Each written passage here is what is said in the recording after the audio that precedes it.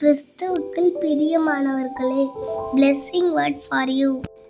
வேதம் சொல்லுகிறது, சந்திரனை காலக்குறிப்புகளுக்காக படைத்தார், சூரியன் தன் அஸ்தமனத்தை அறியும். சங்கீதம் 104:19. நம்முடைய காலங்களை அறிவதற்கும் நேரங்களை அறிவதற்கும் கர்த்தர் சூரியன், சந்திரன், நட்சத்திரங்களை படைத்தார். ஆனால் யூதேயா மக்களோ கர்த்தருக்கு விரோதமாக கிழக்கே உதித்த சூரியனை பார்த்து நமஸ்கரித்தார்கள். இதோ கர்த்தருடைய ஆலயத்தின் வாசல் நடையிலே மண்டபத்துக்கும் பலிபீடத்துக்கும் நடுவே ஏறக்குறைய 25 புருஷர் தங்கள் முதுகை கர்த்தருடைய ஆலயத்துக்கும் தங்கள் முகத்தை கீழ்த்திசைக்கும் நேராக திருப்பினவர்களாய் கிழக்கே இருக்கும் சூரியனை நமஸ்கரித்தார்கள். யூதேயா ஜனங்கள் சிருஷ்டிகரை வணங்காமல் சிருஷ்டியை வணங்கினார்கள் என்று வேதம் சொல்லுகிறது.